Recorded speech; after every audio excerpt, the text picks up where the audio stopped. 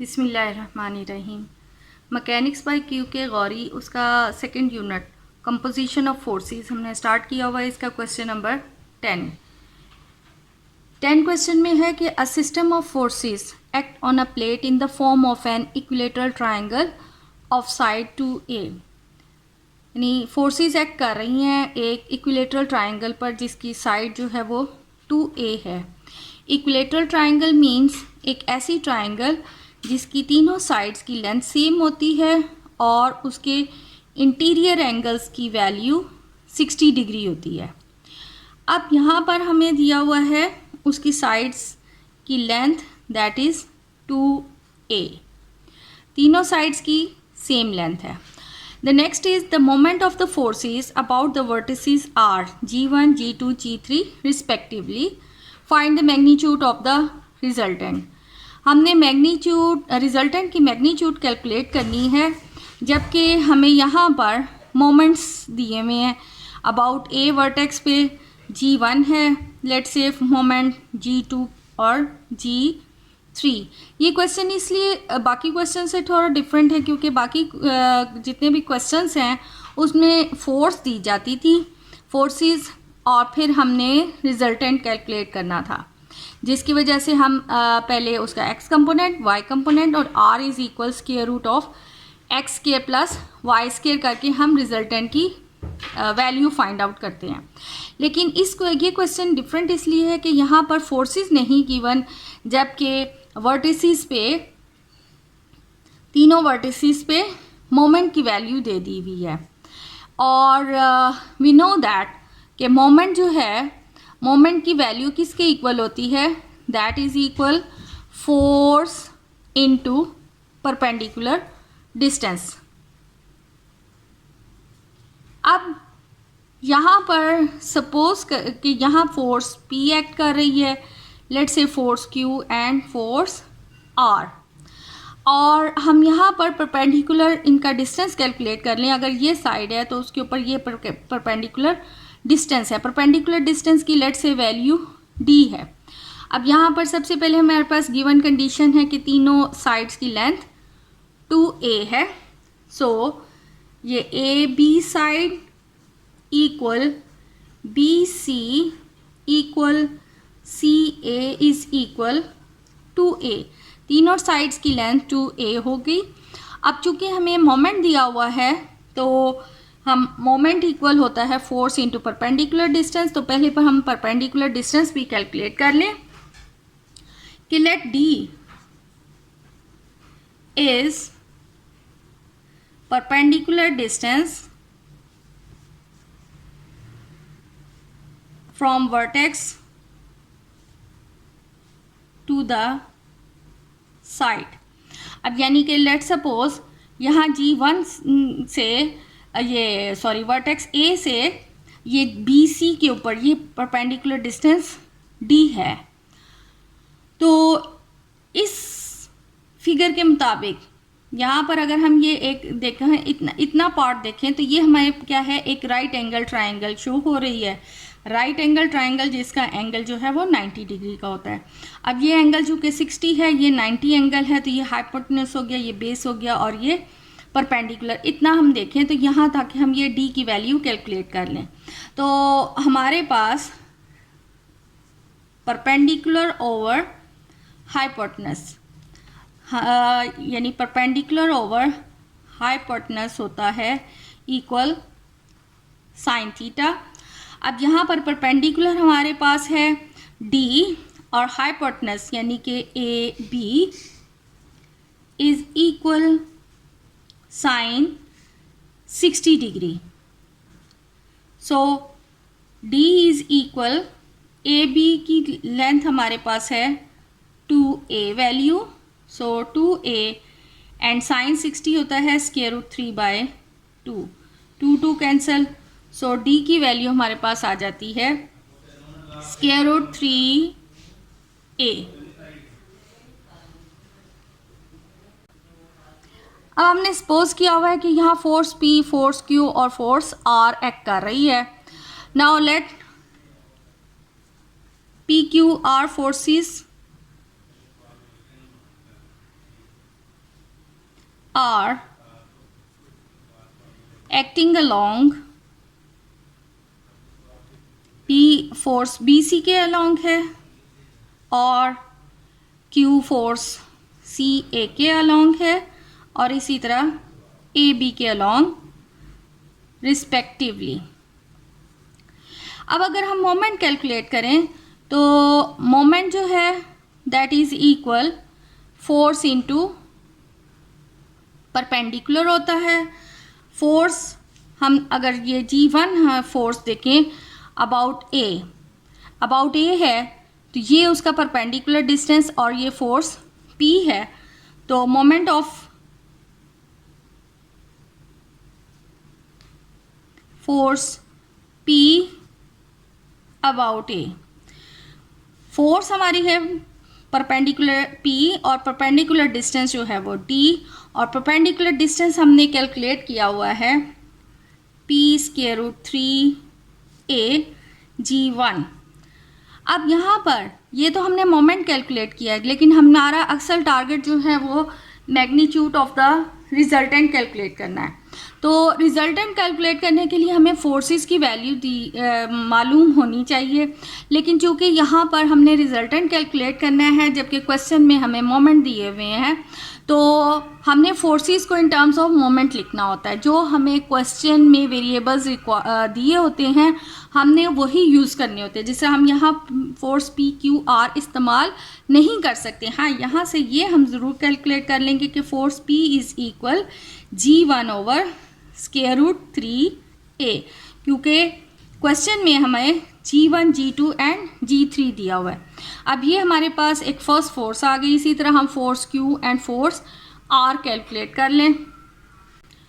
अब हमें गिवन है मोमेंट G2, यानी यहाँ पर G1, G2 एंड G3 है। तो G2 अब force Q into perpendicular distance D, और D की भी वैल्यू हमारे पास जो है वो √3a है। तो force Q that is equal G2/√3a। Similarly G3 is equal force R and perpendicular distance R√3a।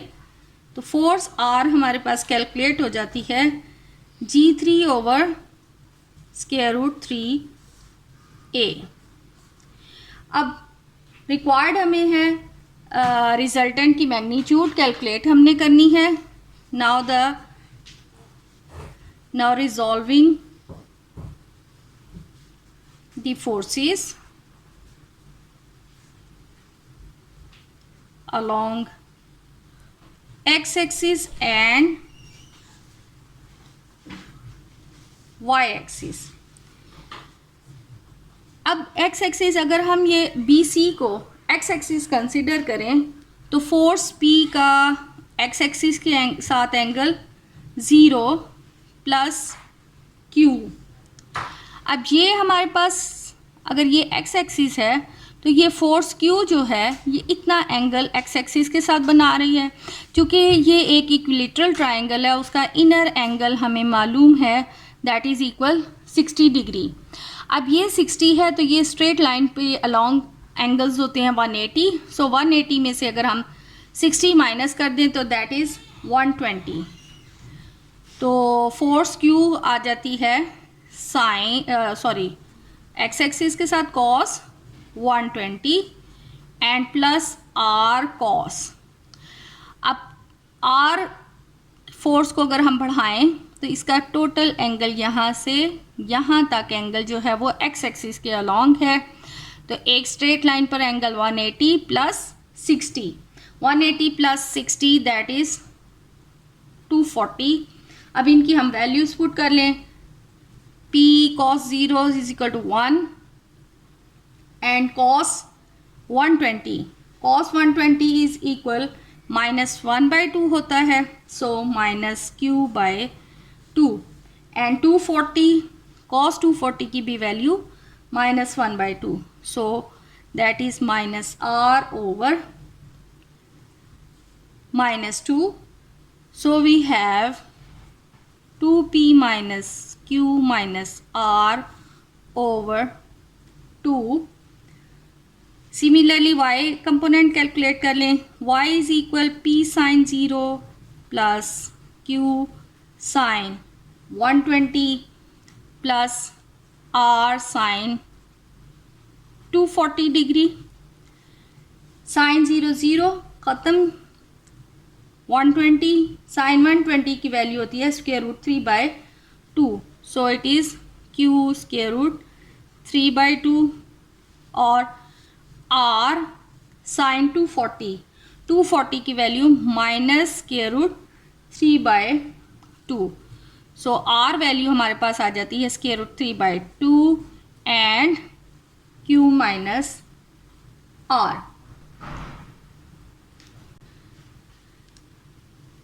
अब हमने रिजल्टेंट कैलकुलेट करना है. Now we know that the magnitude of resultant is equal x square plus y square. अब x की वैल्यू हमें given है. x calculate हुआ था 2p minus q minus r over 2 square plus y हमारे पास है square root 3/2 q minus r square. अब इनके स्क्वायर कर लें, खोल लें और सिंप्लीफिकेशन करेंगे. Then we have 4p square plus q square plus r square minus 4pq minus minus यानी कि प्लस 2qr और ये दोनों माइनस 4pr ओवर 4 प्लस इसका स्क्वायर ये 3/4 आ जाता है. q square plus r square minus 2qr. Simplification over में 4p square plus q square plus r square minus 4pq plus 2qr minus 4pr. इधर से ये plus 3q square plus 3r square and 3 2s are 6 minus 6qr. तो ये हमारे पास है 4p square और ये term plus 4q square r square and 3r square. We have 4r square 4pq और यहाँ पर यही माइनस 4pq प्लस ये 2 और ये दोनों टर्म माइनस 4qr ये माइनस 4pr ओवर 4. तो सब में से अब ये मज़ीद इसको सिंप्लीफाई कर लें, 4 से डिवाइड कर लेंगे तो रिजल्टेंट हमारे पास आ जाता है r square is equal p square plus q square plus r square minus pq minus qr minus rp.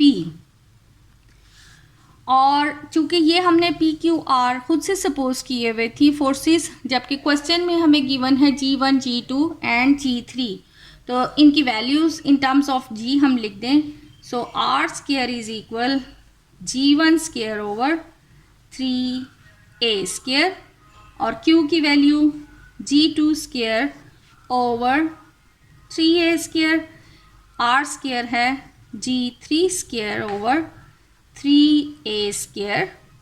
P Q की value G1 G2 over 3a square minus G2 G3 over 3a square minus G1 G3 over 3a square. So finally we have the magnitude of the resultant in terms of moment, that is G1 square plus G2 square plus G3 square minus G1 G2 minus G2 G3 minus G1 and G3 over 3a square. This is our required magnitude of